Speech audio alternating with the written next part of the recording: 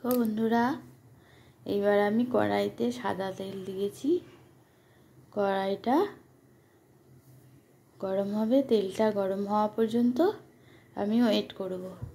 আর এখানে আমি তালের পাল্পটাকে সমস্ত উপকরণ দিয়ে আমি তালটাকে ভালো করে মেখে নিয়েছি।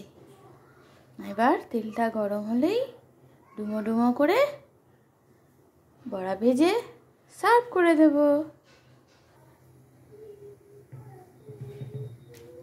এবার ছোট্ট ছোট্ট করে ছাড়ছি।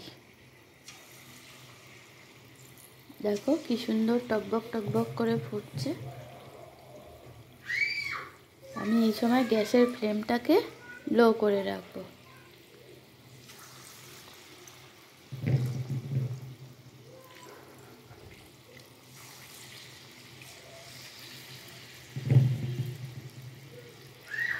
যাতে ভেতরটা একদম সুন্দর হয়ে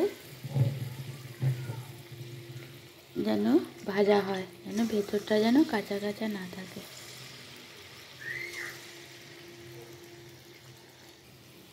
দেখো বড়াগুলো প্রায় লাল লাল হয়ে এসছে। এবার আমি তুলে নেব।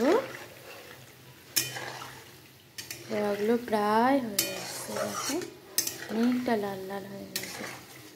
এরপরে যদি রেখে দিই তাহলে একদম পুড়ে যাবে। তাই সময় থাকতে থাকতে তুলে নিচ্ছি।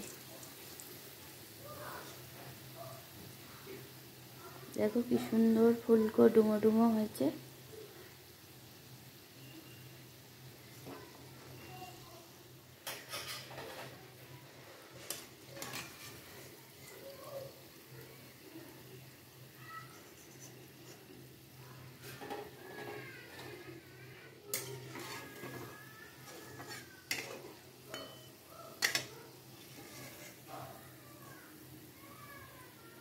তেলগুলো ভালো করে ছেঁকে তুলে নেব।